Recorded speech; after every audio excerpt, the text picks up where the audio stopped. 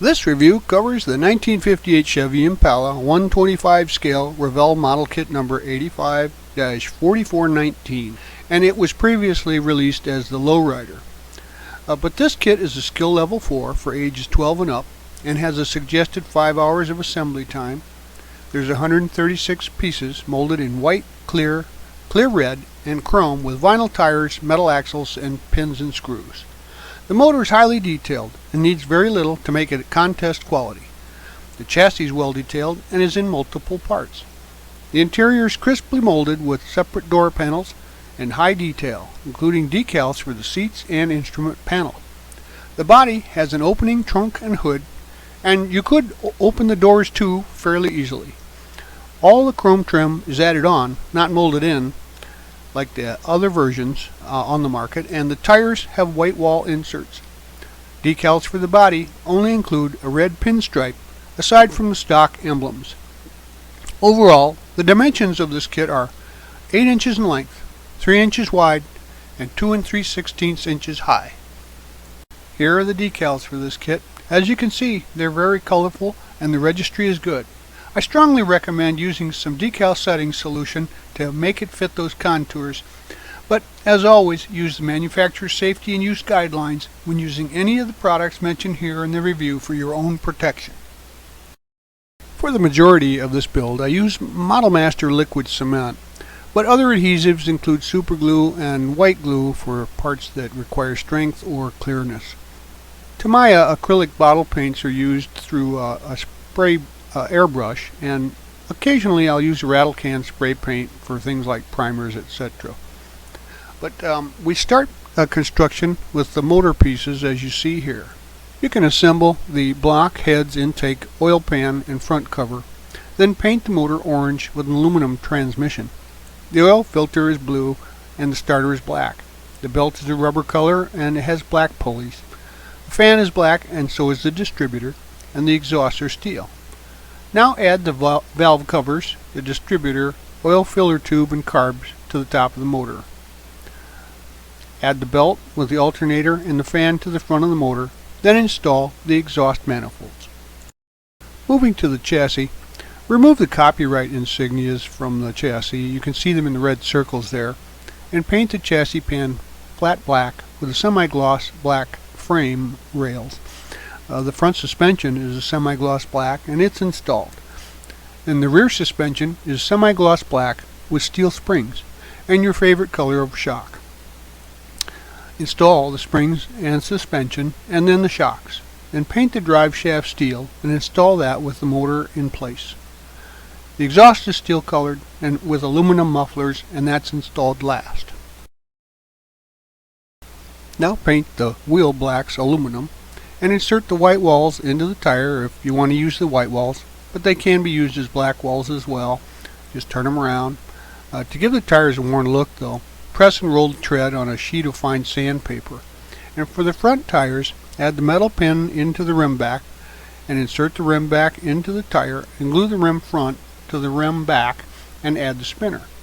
For the rear tires, just insert the rim back and glue the front rim and then the spinner into place. For the rear suspension, use the metal axle and slide that through the axle and insert a tire onto each end. For the front, insert a metal pin into the upper hole on the suspension. Now turn the rolling chassis over and make sure that it sits evenly on all 4 tires. To start on the interior, I painted the floor pan and engine bay flat black and the seats white. The trunk floor is flat black with the body color wheel wells. Now assemble the radiator and fan shroud and paint those flat black. Firewall is body color outside and flat black on the inside. Now detail paint the parts on the firewall, and once dry, install the firewall and the radiator. The battery is black with gold caps and installed in place. I decided to carpet my car, so I put a little bit of that craft flocking on top of some white glue over a base that's similar in color. Assemble the front seat and then paint the front seat white with aluminum side mounts. Then the rear seat is white with the package shelf being body color. Now I did my door panels with the white and body color and some silver trim. Now install the rear seat, front seat, and the door panels.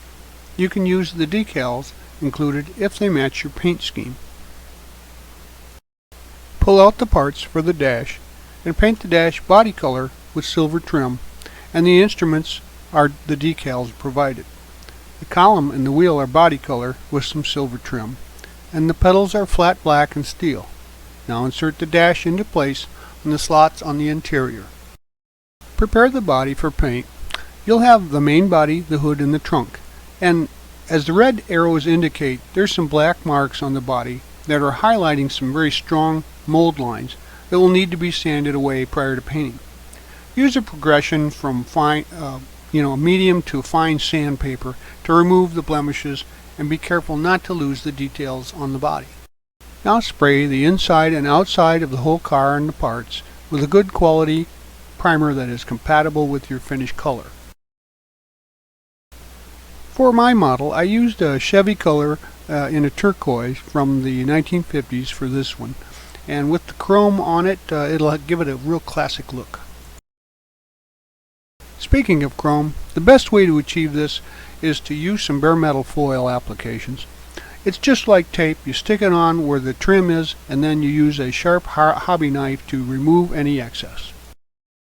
Now I'll apply the decals to the exterior. They're mostly just the stock body emblems, but I recommend you use some of the setting solution to help these nestle in and contour to any details on the body.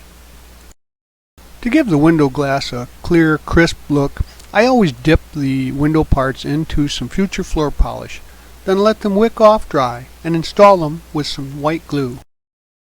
Turn your attention to the front end and use a wash of 50/50 flat black and thinner to fill the grill area and give the grill some depth. Now install the grill. Then install the headlight bezels, lenses, and trim into the body. Then add the hood trim. Now install the hood and the trunk into the body. Then insert the interior into the body, and then slide the front tabs on the chassis into the holes on the body. Now use the screws and screw the chassis into place on the body. Red arrows indicate their locations. Use some slow setting glue to put the radiator hose in place on the motor, and then add the radiator to the engine bay and attach the radiator hose to it to finish it off. Here is all of the remaining chrome trim pieces that need to be installed to the body at this time. I decided to add custom license plates to my model, so I printed out my logo with using a color printer on some white paper, and then I just put a piece of clear tape over the top and trimmed it out for installation onto the license plate holder. Final assembly of the car is just adding the rear bumper and tail lights. Insert a red light into the 4 trim rings and install it into the inner and outer spots on the rear tail light areas. Then use clear lenses in the trim rings for the center spots. There's not too many parts left over for this kit, but because it was a lowrider and a convertible in the past, there will be some extraneous parts left over. Some amps and wheels and the interior trim for the back seat. This kit was a breeze to build. It was good fit and finish overall, and it harkens to a die-cast version, which it really is a conversion from that, so it's a real simple and easy to follow build. But it got some real highlights. The interior is great, especially if you can use the seat insert decals with your color scheme. And the chrome trim that is separate really stands out on the exterior. Also, that exterior had some great detail to it after you remove the mold lines. So overall, the kit was real nice to build. Once again, the interior was a highlight. The motor's pretty nice, although not extremely detailed. It looks good, and if you put some aftermarket wires on it, it'd look really great. The chassis is solid and looks well detailed, and assembly overall is just straightforward and easy to do. If you want a weekender, this will fit the bill. We hope you've enjoyed this step-by-step review, and be sure to subscribe to our YouTube channel to make sure you don't miss any future reviews. And don't forget you can find us on Facebook at www.facebook.com, right on replicas, or our website at www.rideonreplicas.com. Thanks again. This review is brought to you in part by Ryder's Hobby Shops, where the fun begins. Stop in to one of Ryder's 2 convenient Michigan locations where you'll find a full range of the latest hobby products, supplies, parts, tools, and paint. You'll find aisles and aisles of scale model kits, RC models, model rockets, Warhammer gaming, and railroading products. Stop in at Ryder's today and tell them Doug sent you.